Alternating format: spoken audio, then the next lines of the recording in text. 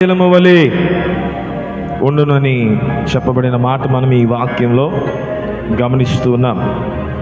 గమనించండి, ఈ లేఖన భాగంలో దావీదు మహాభక్తుడు రచించిన ఈ కీర్తన భాగంలో ఐక్యతను గురించి చెప్తూ ఉన్నాడు.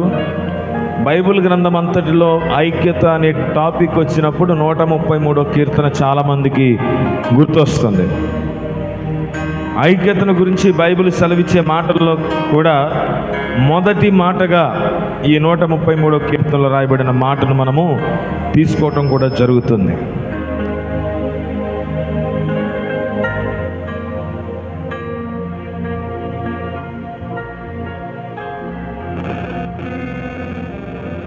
అందరూ ఒకసారి బిగ్గరగా స్తోత్రం చెప్దాము, హల్లెలూయా. అటువంటి ఈ ఐక్యతను గురించి మాట్లాడే ఈ కీర్తనలో ఐక్యత కలిగి ఉంటే ఎంత మేలో ఎంత మనోహరమో అని అంటాడు. మేలు ఐక్యతలో ఉందని, మనోహరమైన సంగతులు దేవుడు ఐక్యత కలిగిన వారి జీవితంలో జరిగిస్తాడనే సంగతులు ఈ వాక్యంలో మనం చూస్తూ ఉన్నాం.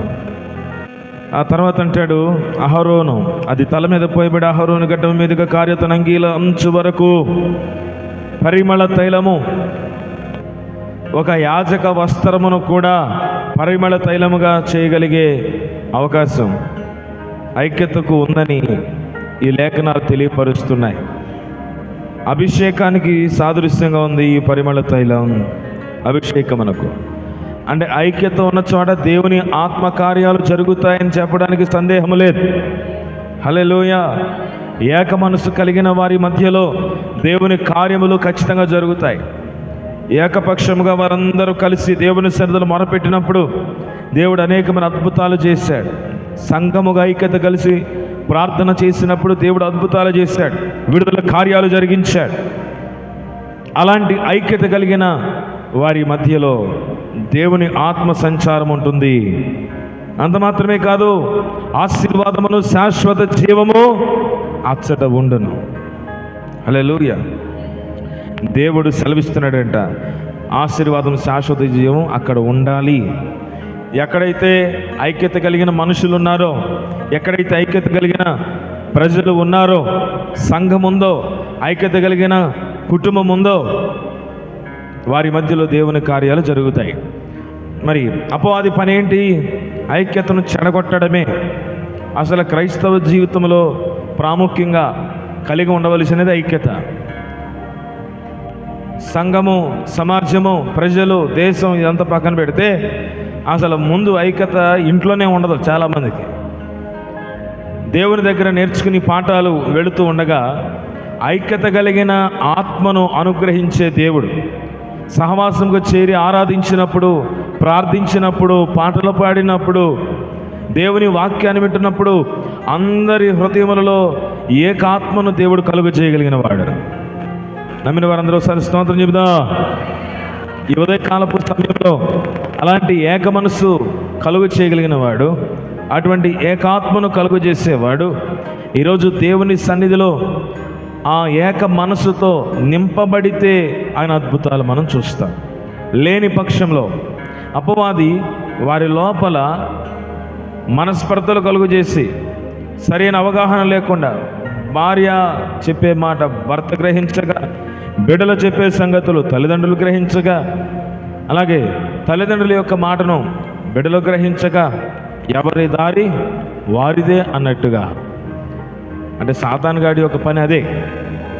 ఐక్యతను చెడగొడితే దాదాపుగా వాడి మిషన్ కంప్లీట్ అయినట్టే, వాడి టార్గెట్ రీచ్ అయినట్టే.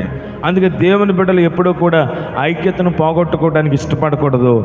ఐక్యత కలిగిన కుటుంబముగా, ఐక్యత కలిగిన సంఘముగా, ఐక్యత కలిగిన దేవుని ప్రజలుగా ప్రార్థనలో, సహవాసములో మనం ఉండాలి. అందుకే ఆదిమ సంఘం, ఆనాడు మొదటి సంఘము రొట్టె విరుచుట యందును ప్రార్థన యందును వారు ఎడతెగక ఉన్నారని మాట రాయబడింది.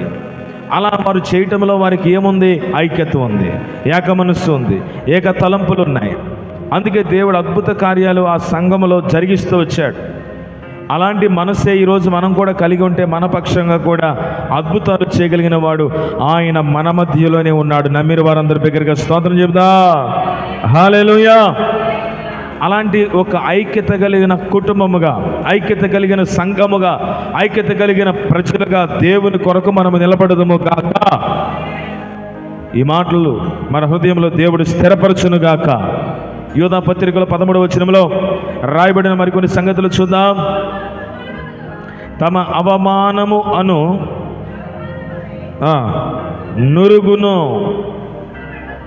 నురుగు వెళ్ళగక్కు వారై సముద్రము యొక్క ప్రచండమైన అలలుగాను మార్గము తప్పి తిరుగు చుక్కలుగాను ఉన్నారు. నిరంతరము భద్రము చేయబడి ఉన్నది. చాలు. ఈ 13వ వాక్యంలో మరికొన్ని లక్షణాలు, అవలక్షణాలు, దైవ వ్యతిరేకమైన సంగతులు కలిగిన వారిలో మరి దేవునికి ఇష్టం లేని లక్షణాల గురించి యోధా రాస్తూ ఉన్నాడు. గత వచన భాగాల్లో మనం చదువుతూ వచ్చాం. ఇక్కడ ప్రత్యేకించి ఒక గురి లేని ప్రజల గురించి మాట్లాడుతున్నాడు, గమ్యము లేని వారి గురించి మాట్లాడుతున్నాడు. అవమానమైన నురుగు వెళ్ళగక్కు వారి సముద్రం యొక్క ప్రచండమైన అలలుగాను. సముద్రంలో వచ్చే అలల చేత ఎటువంటి ఉపయోగం లేదు. అంటే ఆ ప్రచండమైన అలలు ఎంత ఎత్తుగా వచ్చి ముందుకు వస్తాయో మళ్ళీ అంతే ఎత్తుగా, అంతే నెమ్మదిగా వెనక్కి వెళ్ళిపోతాయి. ఆ తర్వాత మార్గము తప్పి తిరుగు చొక్కలుగాను అని ఇంకొక ఉదాహరణను చూపిస్తూ ఉన్నాడు. ఆకాశంలో చూస్తూ ఉన్నప్పుడు కొన్నిసార్లు నక్షత్రాలు వాటి యొక్క గమ్యాన్ని విడిచిపెట్టి ఎటో వెళ్ళిపోతూ ఉంటాయి. వాటిని చూస్తే అది ఎక్కడికో ప్రయాణం చేస్తుందని అనుకుంటాం, కానీ అది ఎక్కడికి వెళుతుందో దానికి కూడా తెలియదు. కారణం ఏంటంటే భూమికి గురుత్వాకర్షణ ఉంది, కానీ భూమికి మించి అట్మాస్ఫియర్, భూమికి మించి ఇక వేరే వాతావరణంలోకి వెళ్తే అక్కడెక్కడ గురుత్వాకర్షణ శక్తి లేదు. ఎటు పడితే అటు పోయేదే. నక్షత్రం ఎటు వెళ్ళిపోతుందో తెలియదు. అందుకే భూమిని తీసుకొని ప్రభు ఎక్కడ పెట్టాడు? ఒక కక్షలో పెట్టాడు. అందుకే తనంతట తాను అది పరిభ్రమిస్తూ సూర్యునికి దగ్గరగా వచ్చినప్పుడు ఎండాకాలం, అలాగే కొంచెం దూరంగా వెళుతూ ఉన్నప్పుడు వర్షాకాలం, ఇంకా దూరంగా వెళ్ళినప్పుడు శీతాకాలం, ఇలా కాలములను కూడా దేవుడు నిర్ణయించి భూమిని ఎక్కడ ఎలాగా వెళ్ళాలో, ఎంత వేగంలో తిరగాలో దానిని నియమించిన వాడు సృష్టికర్త అయిన దేవుడు. హల్లెలూయా. అయితే నక్షత్రములు కూడా వేటిని ఎక్కడ ఉంచాలో వాటిని అక్కడ ఆయన ఉంచాడు. కానీ ఈ నక్షత్రముల్లో కొన్ని గురి తప్పి, మార్గము తప్పి పడిపోతూ ఉంటాయి, ఎటో వెళ్ళిపోతూ ఉంటాయి. అలా వెళ్ళిపోతున్నప్పుడు ఒక్క నక్షత్రం కనుక వచ్చి మన భూమిని కనుక అలా తాకితే చాలు, అణుబాంబులతో పని లేదు, కరోనాతో పని లేదు, 1 సెకండ్లో అంతా మటాష్. అంటే అంత భయంకరమైన, ఎందుకంటే సూర్యుడిని ఏదైతే మనం చూస్తున్నామో ఇంకా నక్షత్రాలు సూర్యుడి కంటే కూడా ఇంకా చాలా రెట్లు పెద్దవిగా ఉన్నాయని సైన్స్లో ఉంది. ఇదంతా ఎందుకు చెప్తున్నానంటే అంత గొప్ప నక్షత్రములు మార్గము తప్పి వెళ్ళిపోతూ ఉంటాయి. అవి ఎటు వెళ్ళిపోతాయో తెలియదు. కొంతమంది ఎలాగున్నారంట? మార్గము తప్పి తిరుగు చుక్కలుగా ఉన్నారు. మార్గము తప్పి తిరిగే చుక్కలుగా ఉన్నారు. చుక్కని ఇక్కడ రాయబడింది ఇంగ్లీష్లో, తెలుగులో చుక్క అని రాయబడింది. ఇంగ్లీష్లో ఇదే మాటను చూస్తే స్టార్ అన్నాడు. తెలుగు భాషకు ఉన్నటువంటి ప్రాముఖ్యతను బట్టి చొక్క అంటాం, నక్షత్రం అని అంటాం. అలాగే వేకువ చొక్క ఎవరికి ఉంది ఈ పేరు? వేకువ చొక్క అంటే ఎవరండి? వేకువ చొక్క, ఓ తేజో నక్షత్రమా, ఎవరి గురించి రాయబడింది? లూసిఫర్. అక్కడ నుండి బయటపోయిందంట ఆ నక్షత్రం. తేజో నక్షత్రమా అని అంటాడు. అసలు ఆ పేరు చాలా బాగుంది కదా, కానీ ఆ గుణ లక్షణాలు దానిలో నిలుపుకోలేదు. వాడు దైవ లక్షణాలు నిలుపుకోలేక పడిపోయాడు. అంటే అంత ఎత్తు నుండి నీవు పడిపోతివి అని అంటాడు. అంటే పడిపోయిన పరిస్థితిలో ఇక్కడ అంటాడు మార్గము తప్పి తిరుగు చుక్కలుగా కొంతమంది ఉన్నారు, దారి తప్పి తిరిగే ప్రజలుగా కొంతమంది ఉన్నారు.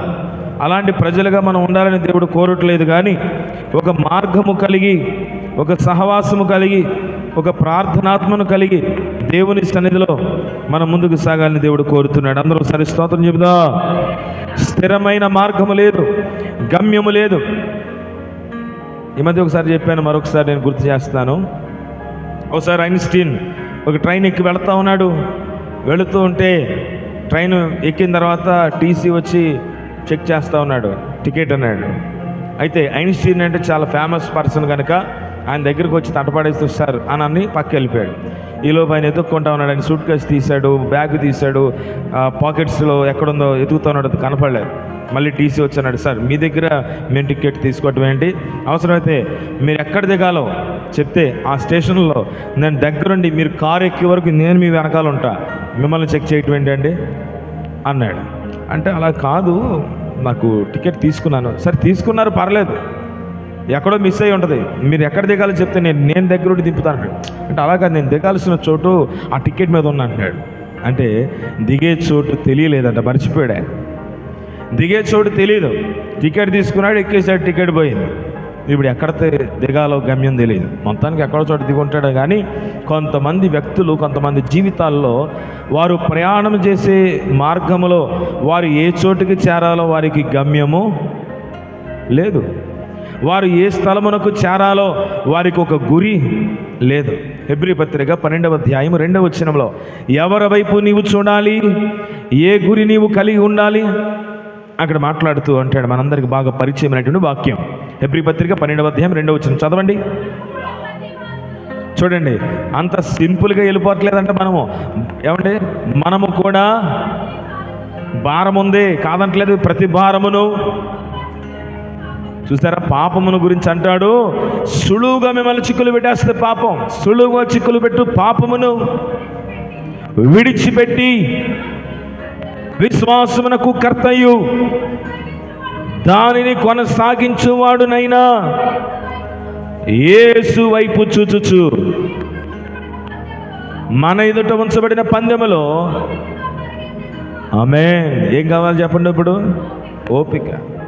ఆ ఓపిక లేకపోతే, ఆ సహనము నీలో లేకపోతే గురి తప్పిపోయిన ఒక చుక్క వలె, మార్గము తప్పి తిరిగే ఒక నక్షత్రం వలె, గమ్యము లేక ఎటో వెళ్ళాల్సిన పరిస్థితి ఉంటుంది. కనుక ఈ వాక్యములో చదివినట్లుగా ఒక గమ్యము కలిగి ఉన్నాం, ఒక గురిని మనము కలిగి ఉన్నాం. మనం చేరవలసిన వాడు మన ఎదుట ఉన్నాడు. ఆమేన్. బహుమానం ఇచ్చుటకు అని సిద్ధంగా ఉన్నాడు. ఫిలిప్పీ పత్రిక 3వ అధ్యాయం 14వ వచనం చదువుకుందాం. అక్కడ కూడా అపోస్తలుడైన పౌలు చెప్పిన ఓ చక్కటి మాట రాయబడుతుంది, చదువుకుందాం. క్రీస్తు యేసునందును చూడండి, దేవుని ఉన్నతమైన పిలుపునకు కలుగు బహుమానమును పొందవలెనని. ఆమేన్. ఎక్కడికండి మన పరుగు? గురి యొద్దకు పరిగెత్తాల, గురి లేకుండా కాదు. హల్లెలూయా. అందరూ ఒకసారి చెప్తాం హల్లెలూయా. నాతో పాటు చెప్పండి, దేవుని ఉన్నతమైన పిలుపునకు కలుగు బహుమానం. ఏం కావాలి మనకు ఇప్పుడు? బహుమానం కావాలి. ఆ బహుమానము పొందాలని గురి యొద్దకు మనం పరిగెత్తాలి. ఆ గురి యేసుక్రీస్తే, ఆ గురి ఆయనే, ఆ గమ్యము ఆయనే. కనుక ఆయన వైపు మనం చూచి పరిగెత్తగలిగితే అద్భుతాలు చేసేవాడు ఉన్నాడు, ఆశ్చర్య కార్యములు జరిగించేవాడు ఉన్నాడు. ఆయన వైపు మనం చూడగలగాలి. ఆయన వైపు మనం చూడగలిగితే అద్భుతాలు చేస్తాడు, ఆశ్చర్యక్రియలు దేవుడు జరిగిస్తాడు. ఆయన నమ్ముకున్న వారిని ఎన్నడూ కూడా దేవుడు విడిచిపెట్టేవాడు కాదు. హల్లెలూయా. కొందరు మార్గము తప్పి తిరుగు చుక్కలుగా ఉన్నారు, గురిని ఎరగని ప్రజలుగా ఉన్నారు, వారు గమ్యానికి చేరలేరు. నీవు గమ్యము చేరాలని నా ప్రభు కోరుతున్నాడు, నీవు గురిని చేరాలని ప్రభు కోరుతున్నాడు. ఈ గురిని చేరే క్రమంలో, గమ్యమును చేరే క్రమంలో అక్కడ కొన్ని సంగతులు కూడా చెప్పాడు. భారమును సులువుగా చిక్కులు పెట్టు పాపమును విడిచిపెట్టి. పాపము సులువుగా చిక్కులు పెడుతుందంటాడు, కష్టంగా కాదు, చాలా సింపుల్గా పాపంలో పడిపోతాం అని బైబిల్ బోధిస్తూ ఉంది. పాపంలో పడిపోయేవారు ఎంతో కష్టపడితే పడరు, చాలా ఈజీగా పడిపోతారు. కాబట్టి అటువంటి వాటిని మనం ఏం చేయాలి? విడిచిపెట్టాలి. We have to leave. ఆ పాప సంబంధమైన ప్రజలను, పాప సంబంధమైన వ్యక్తులను, సంగతులను విడిచిపెట్టి మన గమ్యమునకు, మన గురికి కారణమైన క్రీస్తు వైపు మనం ఎదురు చూడగలిగితే ఆయనతో సహవాసము కలిగిన వారమై ఆయన యందు ముందుకు సాగడానికి దేవుడు సహాయం చేస్తాడు. హల్లెలూయా. ఈనాడు అనేక మంది నక్షత్రాలుగా ఉన్నవారిని చూసేవారు ఉన్నారు. అసలు స్టార్ అంటేనే ఒక ప్రత్యేకమైన విధానం. రకరకాల స్టార్లు ఉన్నారు. వాళ్ళు వేసే చెప్పులు, వాళ్ళు వేసే బట్టలు, వాళ్ళు తొడిగే వాచ్లు, వాళ్ళ యొక్క మరి హావభావాలు, ఇవన్నీ రకరకాలుగా బయట ఫేమస్ అవుతూ వచ్చాయి. గమనించారు అంటే అక్కడ ఏది ఫేమస్ అయితే ప్రజలు దాన్నే వెంబడించడానికి పూనుకున్నారు. ఆ మధ్యకాలంలో పెద్ద పెద్ద గొట్టాలు లాంటి ప్యాంట్లు వేసుకునేవాడు. ఎందుకు అని అంటే సినిమాల్లో వేశారు కనుక. ఆ తర్వాత ఇంకా రకరకాల ప్యాంట్లు వచ్చినాయి. చిరిగిపోయిన ప్యాంట్లు వేసుకుంటే చినిగిపోయిన ప్యాంట్లు వేసుకున్నారు. ఆ తర్వాత ఒక టీషర్ట్ వేసి మళ్ళీ దాని మీద ఒక సొక్కా వేసి మళ్ళీ దాని మీద ఇంకో బనీన్ వేసి ఇలాంటివి కూడా ఉన్నాయి. అంటే వాడు ఏది వేస్తే వీళ్ళది. ఎవరిని అనుసరిస్తున్నారు? స్టార్ని అనుసరిస్తూ ఉన్నారు. ఇలాంటి అనుసరించే అనుసరణలు చాలామంది ఉన్నారు. ఆ తర్వాత ఎవరో ఒక ఆయన వంగిపోయి నడిచాడంట. ఆ తర్వాత అందరూ వంగిపోయి నడుస్తున్నారంట. ఆడ తర్వాత పాకుతూ వెళ్తాడేమో. చూడండి ఎంత భయంకరం అంటే, ఏమనంటే అది స్టైలు. దేని కొరకు స్టైలు? మార్గము తప్పి తిరుగు చుక్కలు చాలా ఉన్నాయి ప్రపంచంలో. గురి గమ్యము లేదు. అలా గురి గమ్యము లేని ప్రజలుగా దేవుని బిడ్డలు ఎన్నడూ ఉండటానికి వీల్లేదు. దానియేలు గ్రంథంలో అంటాడు, మీరు ఎలాంటి నక్షత్రాలుగా ఉండాలో తెలుసా? ఎటువంటి నక్షత్రములుగా ఉండాలో తెలుసా? 12వ అధ్యాయము 3వ వాక్యంలో చూడండి. బుద్ధిమంతులైతే ఆకాశ మండలంలోని జ్యోతులను పోలిన వారై ప్రకాశించెదరు. చూడండి, నీతి మార్గమును అనుసరించి నడుచుకున్నట్లు ఎవరు అనేకులను త్రిప్పుదురో వారు నక్షత్రము వలె నిరంతరమును ప్రకాశించెదరు. బిగ్గరగా స్తోత్రం చెబుదాం. హల్లెలూయా. ఏం చేయాలి ఇప్పుడు? మన డ్యూటీ ఏంటి? మన బాధ్యత ఏంటి? మన విధి ఏంటి? ఇక్కడ చెప్పాడు. నాతో పాటు చెప్పండి. నీతి మార్గము అనుసరించి నడుచుకున్నట్లు ఎవరు అనేకులను త్రిప్పుదురో వారు నక్షత్రము వలె నిరంతరమును ప్రకాశించెదరు. మీరు ప్రకాశించాలని కోరుతున్నారా? వెలగాలని కోరుతున్న వారందరూ కూడా సరిగట్టిగా స్తోత్రం చెప్పండి. నక్షత్రము వలె ప్రకాశించాలి. ప్రభు కొరకు ఒక నక్షత్రం వలె వెలగాలి. హల్లెలూయా.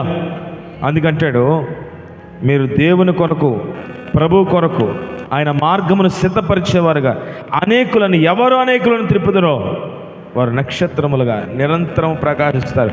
వారిలో వెలుగు తగ్గిపోదు. వారిలో ఉన్న వెలుగు ప్రకాశము తరిగిపోదు. వారిని దేవుడు నిరంతరం ప్రకాశించేవారుగా ఆయన చేస్తాడు. అది ఒక గురి, దేవుడు పెట్టిన గురి, ఒక గమ్యం. అటువంటి గమ్యము కలిగిన ప్రజలమై ఉండాలని దేవుడు ఈరోజు మనలో కోరుతున్నాడు. అటువంటి మార్పును మనం కలిగిన వారమై ఉండాలి. హల్లెలూయా. ఒక గమ్యములో మనం ముందుకు సాగాలి. భూమి అంతా తిరిగి జగమంతా నడచి నీ జ్ఞానముకు స్పందించాలని నాకున్నవన్నీ సమస్తం వెచ్చించి నీ ప్రేమ ఎంతో కొలవాలని. భూమి అంతా తిరిగి జగమంతా నడచి నీ జ్ఞానముకు స్పందించాలని నాకున్నవన్నీ సమస్తం వెచ్చించి నీ ప్రేమ ఎంతో కొలవాలని. అది ఎంత ఎత్తున ఉందో, అది ఎంత లోతున ఉందో, అది ఏ రూపంలో ఉందో, అది ఏ మాటల్లో ఉందో, సాగిపోతున్నాను నిన్ను చూడాలని, నిరీక్షిస్తున్నాను నిన్ను చేరాలని. సాగిపోతున్నాను నిన్ను చూడాలని, నిరీక్షిస్తున్నాను నిన్ను చేరాలని. గమ్యం చేరాలని, నీతో ఉండాలని, పగలు రేయి పరవశించాలని. ఈ నింగి నేల కనుమరుగైన శాశ్వత జీవము పొందాలని సాగిపోతున్నాను, నిన్ను చూడాలని నిరీక్షిస్తున్నాను, నిన్ను చేరాలని సాగిపోతున్నాను, నిన్ను చేస్తున్నాను, నిన్ను చేరాలని, గమ్యం చేరాలని, నీతో ఉండాలని, పగలూరి పరవశించాలని. హల్లెలూయా. ఒక గురిని గమ్యమును కలిగిన ప్రజలమై ఉండాలని మన ప్రభు ఈ మాటలు తెలియపరుస్తూ ఉన్నాడు. గమ్యము చేరి దేవుని యొక్క రాజ్యంలో ఆయనతో కూడా వసించగలిగే అవకాశం. యోధా పత్రికలు అంటాడు, గమ్యం లేని ప్రజలుగా ఉన్నారు కొంతమంది, వారు అవమానమని నురుగును వెళ్ళగొక్కుతున్నారు, ప్రచండమైన అలలవలే వారు ఉన్నారు. దేవుని యందు విశ్వాసము కోల్పోయిన ప్రజలు, అటువంటి స్థితిలో నుండి మనం విడిపించబడాలి. అపోస్తలుడైన పౌలు అంటాడు, ఇదిగో నేను అనేక మందికి బోధించి ప్రకటించి భ్రష్టుడనైపోదునేమో అని నా శరీరమును నలగొట్టుకొనుచున్నానన్నాడు. శరీరాన్ని నలగొట్టుకున్నటువంటి వ్యక్తి పౌలు. కొరింథీ పత్రికలు అంటాడు, ఇదిగో బహుమానం పొందాలని మనం ప్రయాసపడుతున్నాం. బహుమానం కొరకు పరిగెత్తేవాడు ఒక క్రీడాకారుడు. అతడు ఏం చేస్తాడు? అన్ని విషయంలో మితముగా ఉంటాడు. అలాగే క్రైస్తవులమైనటువంటి వారు, క్రీస్తును వెంబడించేవారు అన్ని విషయములలో మితము కలిగిన వారై ఉండాలి. విశ్వాస విషయములో, ప్రార్థనలో, సహవాసములో దేవునికి మహిమకరంగా జీవించగలిగే ప్రజలై ఉండాలని దేవుడు కోరుతున్నాడు. బిగ్గరగా స్తోత్రం చెబుదా. హల్లెలూయా. దానియేలు గ్రంథంలో రాయబడిన మాట మనం చూస్తే అక్కడ అంటాడు, బుద్ధిమంతులు అంటాడు. బుద్ధిమంతులైతే అని అంటే జ్ఞానము కలిగిన వారు, వివేకము కలిగిన వారు ఏం చేస్తారో, వారు ఎలాగుంటారో ఆ వాక్యంలో స్పష్టంగా తెలియపరుస్తున్నాడు. ఈరోజు అటువంటి ప్రజలుగా మనం ఉండాలని దేవుడు కోరుతున్నాడు. సామెతల గ్రంథంలో 11వ అధ్యాయం 30వ వచనం చూడండి. సామెతలు 11:30లో రాయబడిన మాట, నీతిమంతులు ఇచ్చు ఫలము జీవవృక్షం. చూడండి, జ్ఞానము గలవారు ఇతరులను రక్షిస్తారు. హల్లెలూయా. జ్ఞానము కలిగిన వాడు తన మట్టుకు తానే కాదు, తన రక్షణ కొరకు మాత్రమే కాదు, తన ఇంటి వారి రక్షణ కొరకు మాత్రమే కాదు, ఇతరులను కూడా రక్షించగలుగుతాడట. అలాంటి స్వభావం ఈరోజు మనం కలిగిన ప్రజలమై ఉండాలి. ఆమేన్. ఇతరులను కూడా దేవుని యొద్దకు తీసుకురాగలిగే విశ్వాసముతో నా ప్రభు నిన్ను నింపునుగాక. ఇతరులను కూడా ప్రభు కొరకు రక్షించగలిగే ఆ భారమైన హృదయాన్ని ప్రతి విశ్వాసికి దేవుడు సమృద్ధిగా అనుగ్రహించునుగాక. హల్లెలూయా. ఇతరులను కూడా రక్షిస్తాడు. ఎందుకంటే అతని జ్ఞానము దైవ సంబంధమై ఉన్నది. అతడు దేవుని చేత హెచ్చరించబడుతున్నాడు, అతడు ప్రభు చేత కొనిపోబడుతున్నాడు. అందుకే ఇతరులను రక్షించి ప్రభు కొరకు తీసుకుని వస్తాడు. అందుకంటే ఇక్కడ బుద్ధిమంతులైతే ఆకాశ మండలంలో జ్యోతులను పోలిన వారు ఉంటారు. వారు నిరంతరము ప్రకాశిస్తారు, వారిలోని వెలుగు ఆరిపోదు. ఆమేన్. ఏమవుదో వెలుగు చెప్పండి? ఆరిపోదు. వారిలో ఉన్న వెలుగు ఆరిపోదు. వారి ముఖంలో ఉన్న ఆత్మ సంబంధమైన దీపము ఆరిపోకుండా దేవుడు వారిని నడిపింపజేస్తాడు. ఉదయకాల సమయంలో ఈ పరిశుద్ధ ఆదివారము దేవుని మాటలు వినుచుండగా మన ప్రయాణంలో మన గమ్యమైన క్రీస్తు వైపు మనం పరిగెత్తగలిగితే, గురి వద్దకే మనం పరుగులు పెట్టగలిగితే అద్భుత కార్యాలు, ఆశ్చర్యక్రియలు జరిగించగలిగిన దేవుడు ఈరోజు మనతో ఉన్నాడు. దేవునికి మహిమ కలుగునుగాక. దగ్గరగా స్తోత్రం చెబుదా. హల్లెలూయా. కొంతమంది వారి జీవితంలో వారి యొక్క ప్రయాణం, వారి యొక్క గమ్యం తెలియని ప్రజలుగా ఉన్నారు.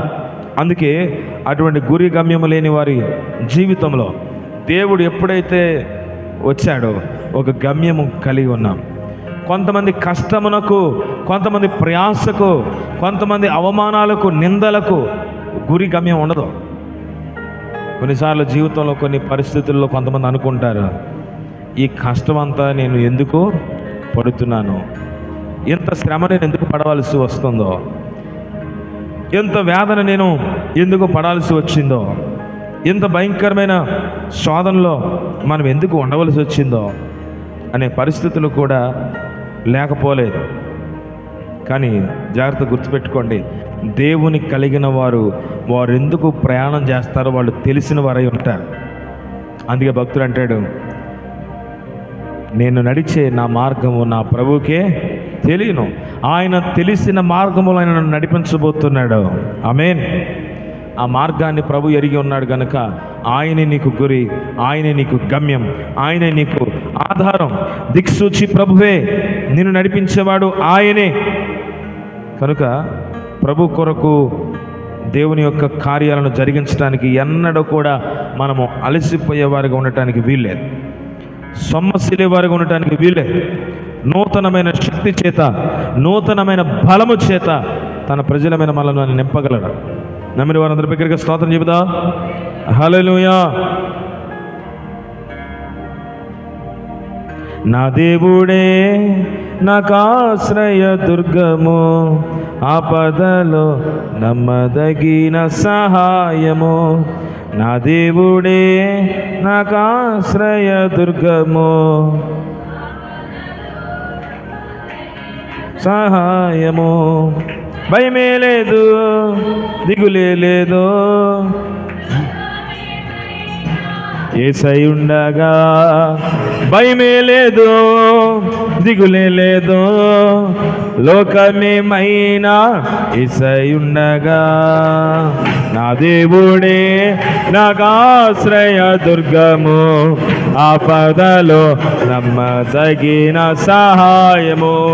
నా దేవుడే నాకాశ్రయ దుర్గము, ఆపదలో నమ్మదగిన.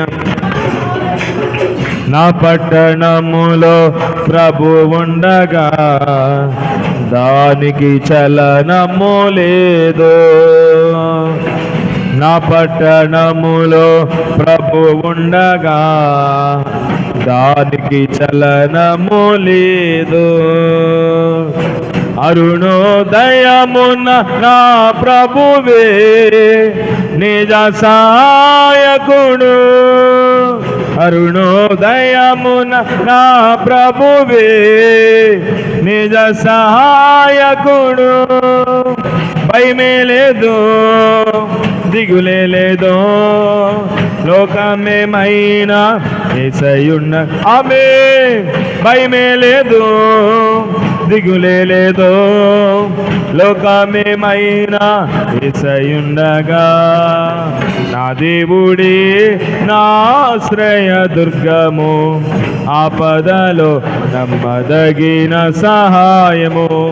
నా దేవుడే నా ఆశ్రయ దుర్గము, ఆపదలో నమ్మదగిన సహాయము.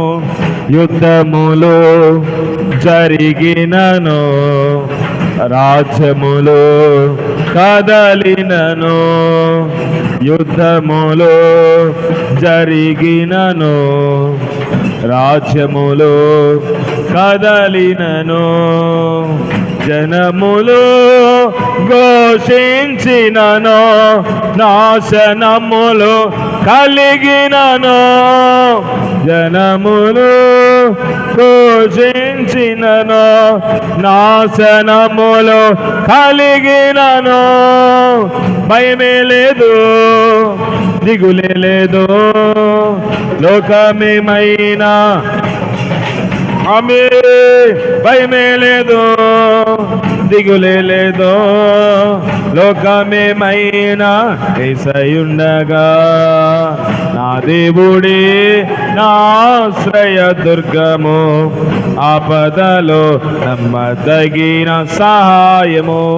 నా దేవుడే నా ఆశ్రయ దుర్గము, ఆపదలో నమ్మదగిన సహాయము.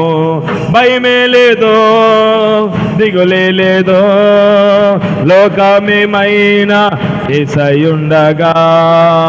భయమే లేదు, దిగులే లేదు, లోకమేమైనా యేసయ్యుండగా. భయమే లేదు, దిగులే లేదు, లోకమేమైనా యేసయ్యుండగా. భయమే లేదు, దిగులే లేదు, లోకమేమైనా యేసయ్యుండగా.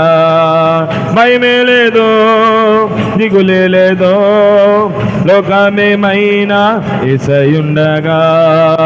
భయమే లేదు, దిగులే లేదు, లోకమేమైనా యేసయ్యుండగా.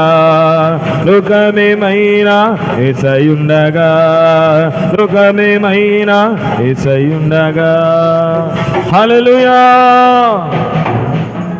మొదటి కొరింథీ పత్రిక 15వ అధ్యాయము 49వ వచనంలో రాయబడిన మాట. మన గురి ఏమిటో తెలుసా? మన గమ్యం ఏంటో తెలుసా?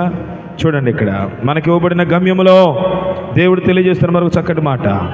మరియు మనము మంటి నుండి పుట్టిన వాని పోలికను ధరించిన ప్రకారము పరలోక సంబంధి పోలికయు ధరింతుము. హల్లెలూయా. ఆయన పోలికలో సృష్టించబడిన మనం ఈ శరీరాన్ని విడిచి, మృత తుల్యమైన ఈ శరీరాన్ని విడిచి పరలోక సంబంధి అయిన పోలికలోని కూడా మార్చబడుతున్న మహిమ శరీరములో. ఆమేన్. అదే మన గమ్యం, అదే మన గురి.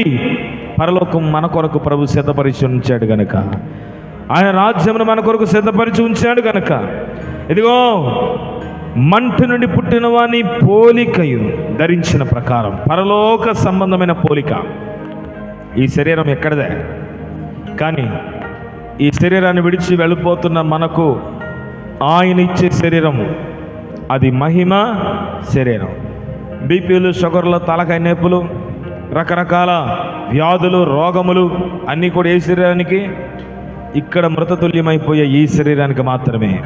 కానీ దీన్ని విడిచి ప్రభుతో ఉండగలిగే శరీరం కొరకు, అంటే ఆ గమ్యం మనం కలిగి ఉండాలని వాక్యం సెలవిస్తూ ఉంది. హల్లెలూయా. కాబట్టి పరలోక సంబంధి అయినా ఆయన పోలికలోనికి కూడా మనం మార్చబడే ఒక సమయం ఉంది. దాని కొరకు ప్రయాసపడాలి విశ్వాసులు, దాని కొరకు పరుగులెత్తాలి దేవుని యొక్క ప్రజలు. మొదటి యోహాను పత్రిక 3వ అధ్యాయం 2వ వచనంలో ఏమవుతున్నామో, మనం ఏమవ్వబోతున్నామో అక్కడ చెప్తుంటాడు చక్కని మాట. మొదటి యోహాను పత్రిక 3వ అధ్యాయం 2వ వచనం చదవండి. ప్రియులారా, ఇప్పుడు మనము దేవుని పిల్లలము, you are children of God. మనమిక ఏమవుదామో అది ఇంకా ప్రత్యక్షపరచబడలేదు, కానీ ఇట్ ఈస్ నాట్ రివీల్డ్. ఆయన ఇంకా ప్రత్యక్షపరచలేదు, కానీ ఆయన ప్రత్యక్షమైనప్పుడు ఆయన ఉన్నట్లుగానే ఆయనను చూతుము గనక ఆయనను పోలియుందుమని ఎరుగుదుము. గట్టిగా స్తోత్రం చెప్తారా? హల్లెలూయా. ఆయన ఉన్నట్టుగానే, అంత మాత్రమే కాదు, ఆయనను పోలియుందుమని. ఆయన చూసినప్పుడు అనుకుంటామంట, అబ్బా ఆయన పోలికలోనే ఉన్నామే మనం. హల్లెలూయా. ఆయన వలనే మనం ఉన్నామే అని ఆశ్చర్యపోతామంట ఆ రోజున యేసయ్యను చూసినప్పుడు. ఎవరు చూడగలుగుతారు ఆయన్ని? ఆయన పోలికలోనికి మార్చబడిన వారు మాత్రమే. హల్లెలూయా. మా రెండో పాప నన్ను ఎప్పుడు కూడా అడుగుతూ ఉంటుంది, నువ్వు సెకండ్ పుట్టావు కదా, నేను సెకండే, కాబట్టి మన ఇద్దరం ఒకటే అని అంటుంది. అలాగా ఆవిడ కొంచెం ఆవిడ ఆనందం అది కాసేపు, అలాగా మనం ఎందుకు కాదనకూడదు. అలా అంటే ఒక తండ్రి పట్ల ఒక కుమారుడు కుమార్తెకు, అలాగే ఒక తండ్రి తల్లికి తమ బిడ్డల పట్ల ఉండే ఇష్టం. ఇప్పుడు తండ్రి అయిన దేవుని పట్ల మనకు ఉండవలసిన ఆలోచన, ఆయనను ఎలా చూడబోతున్నామంట? మన వలనే ఆయన మనం చూడబోతున్నాం. జాగ్రత్తగా అర్థం చేసుకోగలిగితే, ఇప్పుడు ప్రస్తుతానికైతే ప్రత్యక్షపరచబడలేదని చెప్పాడు, కానీ ఆయన ప్రత్యక్షమైనప్పుడు ఆయన ఉన్నట్టుగా నేను చూతుము కనుక ఆయనను పోలియుందుము. ఆయన చూసినప్పుడు మనం కూడా ఆయనలాగా ఉంటాం. అది ఆయన ఆలోచన. యోహాను యొక్క ఆలోచన ఏంటంటే ఆయన ఎలాగుంటాడో మనం చూడాల, కానీ ఎప్పుడైతే మనం ఆయన చూడబోతున్నామో అప్పుడు ఆయన చూస్తే మన ముఖం అద్దంలో చూసుకున్నట్టే ఉంటాడంట ఆయన. హల్లెలూయా! అందరూ ఒకసారి గట్టిగా స్తోత్రం చెప్పండి. ఇప్పుడు అద్దంలోకి వెళ్ళి మన ముఖం చూస్తే మనం ఎలాగున్నామో అలా కనబడతాం, కాదంటలే. కానీ ఆ దినమున యేసుక్రీస్తును చూసినప్పుడు మనము ఆయనకు కనబడతాం. దాని అర్థం ఏంటి?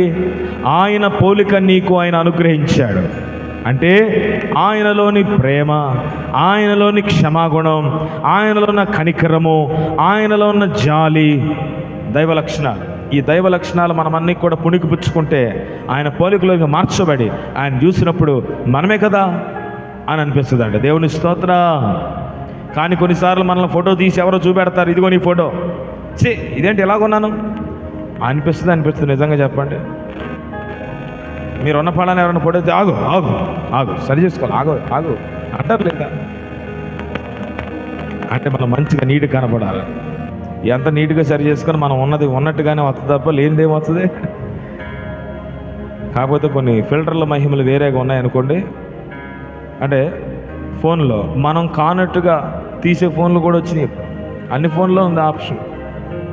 ముఖము సన్నగా, కళ్ళు పెద్దగా, చెవులు ఇంకొంచెం వెడల్పుగా, బొగ్గలు ఎర్రగా, పెదాలు లిప్స్టిక్ వేసినట్టుగా కదండి. అది అంతా మోసపూరితం. ఇది వరకంటే అది కావాలంటే ఫోటోషూట్ అదే ఫోటోషాప్ నేర్చుకుని చేయాలి. ఇప్పుడు ఫోటోషాప్తో కూడా పని లేదు. లేనివి ఉన్నట్టు చెప్పండి, ఉన్నవి లేనట్టు అన్నీ కూడా చేతిలో ఉన్న ఫోన్లో వచ్చింది. కానీ క్రీస్తులో ఉన్న ఆయనలో ఉన్న ప్రేమను, ఆయనలో ఉన్న కనికరము, ఆయనలో ఉన్న కరుణను నీలో పుణికిపుచ్చుకోవాలంటే అది ఎలా సాధ్యమవుతుంది? నీవు ఆయనను ఎదుట పెట్టుకొని ఆ గమ్యమును ఎరిగిన వ్యక్తివై, ఆ గురిని కలిగిన వ్యక్తివై, నీ ఆత్మీయ జీవితంలో నీవు ఎప్పుడైతే ముందుకు సాగుతూ ఉంటావో ఆయన లక్షణములన్నీ కూడా నీలోనికి వస్తాయి. దేవుని స్తోత్రం కలుగునుగాక. అది మన గమ్యం, అది మన గురి. అంతేగాని గురి లేని చుక్కల వలె, గమ్యము లేని మార్గమును తప్పిన చుక్కల వలె మనం ఎన్నడూ కూడా ప్రయాణం చేయొద్దు. మన ప్రయాణమునకు, మన యొక్క కష్టమునకు, మన భక్తికి, మన ప్రార్థనకు ఒక గురి ఉంది. అది యేసుక్రీస్తే. హల్లెలూయా! ఆయనను గురిగా కలిగి ఉంటే ఆయన ఎలా చూడబోతున్నామో ఇక్కడ చెప్పాడు. చెప్పండి నాతో పాటు మళ్ళీ ఈ మాట. ఇప్పుడు మనము దేవుని పిల్లలం. మనకు ఏమవుదామో అది ఇంకా ప్రత్యక్షపరచబడలేదు. కానీ ఆయన ప్రత్యక్షమైనప్పుడు ఆయన ఉన్నట్టుగానే ఆయనను చూతుము గనుక ఆయనను పోలియుందుమని ఎరుగుదుము. హల్లెలూయా! ఎవరు ఆయన చూడగలరో? ఎవరు పడితే వాళ్ళు చూసే అవకాశం ఉందా? రెండవ రాకడలో క్రీస్తుని ఎదుర్కొనే ఆ ధైర్యం, క్రీస్తుని ఎదుర్కొనే ఆ సామర్థ్యం ఎవరికి? ఆయన పోలికలో ఉన్న వారికి మాత్రమే. కేవలం ఆయన చూస్తారంటే అంతే. ఆయన వచ్చేటప్పుడు చూస్తారు. భూమి మీద ఉన్న మనుషులందరూ చూస్తారని వాక్యం రాయబడింది. కానీ ఆయనను పూర్తిగా ఎదుర్కొని ఆయనతో తమ సమయమును గడపగలిగేవారు ఎవరు అంటే ఆయన పోలికలో ఉన్నవారు మాత్రమే. హల్లెలూయా! బుద్ధిమంతులను పోలిన వారు మాత్రమే, జ్ఞానము కలిగి ఇతరులను రక్షించగలిగిన వారు మాత్రమే. అంటే ఒక గమ్యం ఉంది, ఒక టాస్క్ ఉంది, ఒక టార్గెట్ ఉంది, ఒక గురి ఉంది. క్రైస్తవ ప్రజలమైన మనకు, దేవుని బిడ్డలైన మనకు ఒక గమ్యము, గురి దేవుడు ఏర్పాటు చేశాడు. దాని కొరకు మనం పరుగులు పెడదాం. లోక సంబంధమైన కార్యక్రమాలలో, లోక సంబంధమైన పరిస్థితులు అనేకమైన ఉండొచ్చు. కానీ ఆత్మీయతలో ఒక గమ్యమును కలిగి మనం ప్రయాణం చేయగలిగితే అద్భుత కార్యాలు ప్రభు మన పక్షంగా జరిగిస్తాడు. ఆశ్చర్యక్రియలు దేవుడు మన పక్షంగా జరిగిస్తాడు. నమ్మిన వారందరి దగ్గరగా స్తోత్రం చెల్లిద్దాం. అందుకే ఈ యాత్రలో దేవుని సహాయాన్ని మనం పొందుకోవాలి. దేవుని యొక్క కృప చేత మనం నడిపించబడాలి. ఆయన మనను ఆశీర్వదించేటట్లుగా మనం ముందుకు వెళ్ళాలి. ఆయన మనకు తోడుగా ఉండి నడిపించేవాడు. అది ఏ సమయమైనా ఆయన మనల్ని విడిచిపెట్టేవాడు కాదు. అందుకే ఆయన చూసే క్షణం కొరకు మనం ఎదురు చూడాలి. ఆయన చూసే క్షణం కొరకు ఎదురు చూస్తూ దేవుని కొరకు మనం బ్రతకాలి. హల్లెలూయా! దగ్గరగా దేవుని స్తోత్రం చెల్లిద్దాం. హల్లెలూయా! మన రాజు రానయ్యున్నాడు. రాజులకు రాజుగా రాబోతున్నాడు. ప్రభువులకు ప్రభువుగా ఆయన రాబోతున్నాడు. పరిపాలన చేయడానికి రాబోతున్నాడు. నిత్యము ఆయనతో కూడా కూర్చుండబెట్టడానికి ఆయన మన కొరకు రాబోతున్నాడు. దేవునికి స్తోత్రం కలుగునుగాక. హల్లెలూయా. గమనించాలి, ఈరోజు దేవుని యొక్క సన్నిధానంలో ప్రభు మనకిచ్చినటువంటి కృపచేత మనకు జయ పతాకముగా క్రీస్తు యొక్క రక్తం మన కొరకు ఇవ్వబడింది. ఆయన మన కొరకు సహాయకుడిగా ఆయన ఉన్నాడు. ఆయన గెలిచిన వాడుగా ఉన్నాడు. ఆయన పోరాడిన వాడుగా ఉన్నాడు. మనకు సహాయం చేయగలిగిన గొప్ప దేవుడు మనకు తోడై ఉన్నాడు. ఈరోజు దేవుని యొక్క వాక్యంలో ఈ మాటల చేత మనమందరం కూడా బలపరచబడి ప్రభు కొరకు ఎదురు చూసే ఆ క్షణం కొరకు ముందుకు సాగాలి. ఆనందం ఆనందం యేసుని చూసే క్షణమాసనం. ఆనందం ఆనందం యేసుని చూసే క్షణమాసనం. ఆత్మానంద భరితులమై ఆత్మానంద భరితులమై ఆగమన కాంక్షతో సాగేదవు. ఆగమన కాంక్షతో సాగేదం. ఆనందయాత్ర ఇది ఆత్మీయ యాత్ర. యేసుతో నూతన యెరూషలేము యాత్ర. మనం యేసుతో నూతన యెరూషలేము యాత్ర. ఆనంద యాత్ర. యేసుని రక్తము పాపముల నుండి విడిపించెను. యేసుని రక్తము పాపముల నుండి విడిపించెను. వేయి నోళ్లతో స్తుతించినాను. వేయి నోళ్లతో స్తుతించినాను. తీర్చలేము ఆ రుణమును. తీర్చలేము ఆ రుణమును. ఆనందయాత్ర ఇది ఆత్మీయ యాత్ర. యేసుతో నూతన యెరూషలేము యాత్ర. మనం యేసుతో నూతన యెరూషలేము యాత్ర. ఆనంద యాత్ర. హల్లెలూయా. ఈ ప్రత్యేకమైన రోజున మదర్స్ డే జరుగుతూ ఉంది. అంటే తల్లులైన వారిని గుర్తించేదానికి ఒక రోజు అంతే. ఇక రేపటి నుంచి ఎవరి పని ఆడదన్నట్టుగా కాదు కానీ. హల్లెలూయా.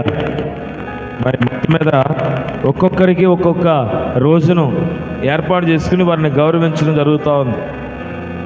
ఇది మన సంస్కృత సాంప్రదాయం అనేది ప్రక్కన పెడితే మరి మదర్స్ డే ఈ సమయంలో తల్లులైన వారందరికీ హ్యాపీ మదర్స్ డే.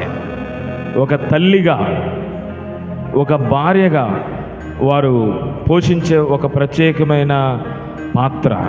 తల్లిగా బిడ్డలకు, కొన్నిసార్లు అదే తల్లి భర్తకు తల్లిగా వ్యవహరించే పరిస్థితులు ఉంటాయి.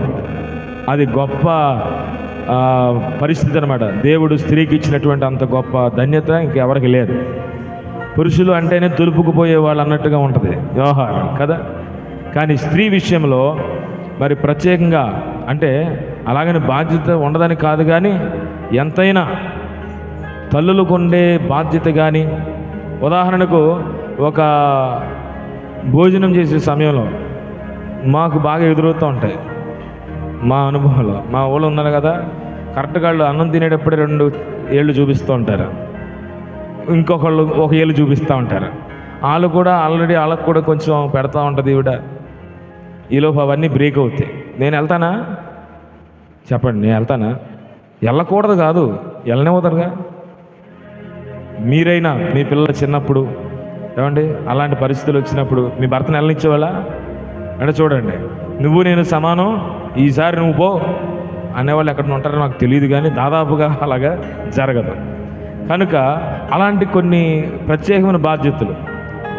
అంత మాత్రమే కాదు, ఏ గృహములో అయితే ఏ స్త్రీ పెందల కడ లేచి అందరికంటే తర్వాత పడుకుంటుందో ఆ ఇల్లు ఒక క్రమశిక్షణలో ఉంటుందని చెప్పడానికి ఇంకొక ఉదాహరణ ఇంకా లేదు. కొన్ని గృహాల్లో కొంతమంది స్త్రీలు లేటుగా లెగుస్తారు, లేటుగా పడుకుంటారు, అది వేరే విషయం అనుకోండి. నిజంగమైనటువంటి తల్లి బాధ్యత అదనమాట. అంటే ఒక తల్లి తన బిడ్డల కొరకు ఎంత తాపత్రయపడుతుందో, తన కుటుంబం కొరకు. సామెతల గ్రంథం 31లో రాయబడుతుంది, తన ఇంటిని, తన భర్త యొక్క పనిని సమస్తమును కూడా చక్కబెట్టగలిగిన జ్ఞానవంతురాలు సామెతల గ్రంథం 31వ అధ్యాయంలో కనబడుతూ ఉంది. కాబట్టి అలాంటి జ్ఞానయుక్తమైన తల్లులుగా ఈరోజు ఈ మందిరంలో ఉన్న ప్రతి తల్లిని కూడా దేవుడు ఆశీర్వదించును గాక. ఒక తల్లిగా బిడ్డల కొరకు, భర్త కొరకు కొన్ని ప్రార్థనలు వారి హృదయంలో ఉంటాయి, వారి తలంపులలో ఉంటాయి, వారి హృదయవాంఛలు. తల్లిగా ఉన్న ప్రతి ఒక్కరి హృదయవాంఛలు, వారి ప్రార్థనలు దేవుడు ఆయన నెరవేర్చునుగాక. హల్లెలూయా. కనుక ఒక తల్లిగా దేవుడిచ్చే బాధ్యత చాలా గొప్పది. ఒక భర్తగా, ఒక తండ్రిగా పురుషులకు ఉన్నటువంటి బాధ్యతల కంటే, అంటే వారికి ఉండే బాధ్యతలు వారికి దేవుడు అనుగ్రహించాడు, కానీ తల్లి యొక్క బాధ్యతను పురుషుడు నెరవేర్చలేని పరిస్థితులు అనమాట. అన్నం తినేటప్పుడు మధ్యలో ఎవరు వెళ్తారండి ఆ కార్యక్రమానికి? కానీ తల్లి మాత్రం వెళ్ళగలుగుతుంది. ఆ వాసన పీల్చి కూడా మళ్ళీ వచ్చి ఏమంటే 2 మొదలు తినేసి సగం మొదలు తినేసి వెళ్ళిపోతూ ఉంటుంది. ఈ వేరే విషయాలు. కాబట్టి ఇలాంటి భయంకరమైన పరిస్థితులు. అలాగే బిడ్డలకు జన్మనిచ్చినప్పుడు కూడా ఎంత వేదన, ప్రాణం మీదకి వచ్చే పరిస్థితులు. అయినా కూడా తర్వాత పిల్లలను చూసినప్పుడు వారికి సంతోషం కలుగుతూ ఉంటుంది. బిడ్డల్ని కనే విషయంలో పురుషుడు కూడా పడే కష్టం ఏమీ ఉండదు.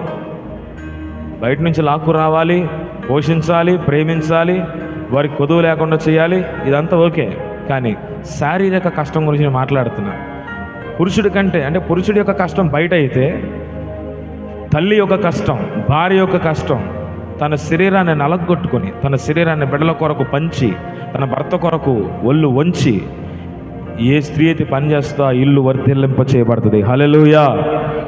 కాబట్టి అటు తల్లులుగా ప్రతి ఒక్కరిని కూడా, తల్లిగా ఉన్న వారందరినీ కూడా దేవుడు ఆయన ఆశీర్వదించునుగాక. ఈ మాటలు వినుచుండగా మన జీవితాల్లో ఈరోజు ఒక గమ్యము కలిగిన వారై ఉండాలని యోధా పత్రిక ధ్యానాంశాలు అది మనం చదువుతున్నాం. గురి తప్పి, మార్గము తప్పి తిరుగుతున్న చుక్కలు చాలా ఉన్నాయి ప్రపంచంలో. ఆకాశంలో చూస్తూ ఉంటే అటు ఇటు చుక్కలు వెళ్ళిపోతూ ఉంటాయి. అసలు ఆకాశంలో నక్షత్రాలు ఉన్న సంగతి కూడా చాలామంది తెలియట్లేదు. ఇప్పుడు వచ్చే పిల్లలకి ఆకాశంలో నక్షత్రాలు ఉంటాయా అని కాసేపు ఏదో బయటకు వచ్చినప్పుడు చూస్తామే. కానీ ఒక సమయంలో ఇలాంటి వేసవి సెలవుల్లో మన పడకలన్నీ కూడా ఎక్కడ ఉండేయంటే మంచాల మీద పడుకుని డాబాల మీదలో లేకపోతే తోటల్లోనో పొలాల్లో పడుకుంటే శుభ్రంగా ఆకాశం చక్కగా కనిపించేది. ఆకాశంలో ఏ మార్పులు జరుగుతున్నాయో కూడా ఓ గంట సేపు, ఒక అరగంట సేపు నిశ్చితంగా పరిశీలించే అవకాశం. అంటే అప్పుడు ఫోన్ లేదు, టీవీ లేవు. అంటే ఒకవేళ ఉన్న కరెంటు కోత, వెన్నెల్ల అనుభవిస్తూ చక్కగా ఆ ఆకాశంలో ఉన్న సంగతులను కొన్నిసార్లు అనిపిస్తూ ఉంటుంది. మా పిల్లలను కూడా కొన్నిసార్లు బయట పడుకోబెట్టి ఆకాశం చూపిద్దామని, ఇది నా కోరిక అనమాట.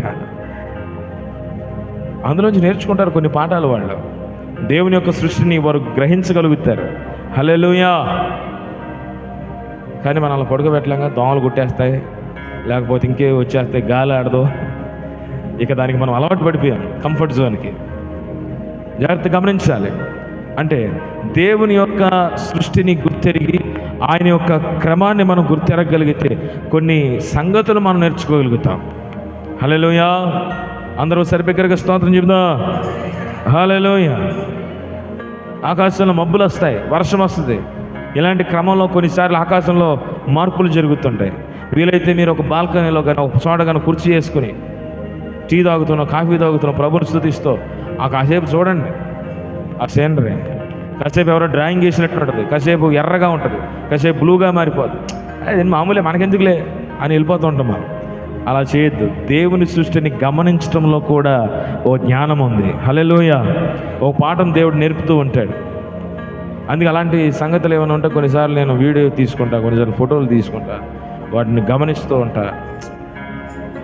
కొంతమందికి పిచ్చోళ్ళగా కనిపించవచ్చు, కానీ ఏమండి ఇలాంటి వాటి కోసం అంటే వాటి వెనక ఉన్న సృష్టికర్త యొక్క మనస్సును మనం గుర్తెలగటానికి దేవుడు సహాయం చేస్తాడు. హల్లెలూయా.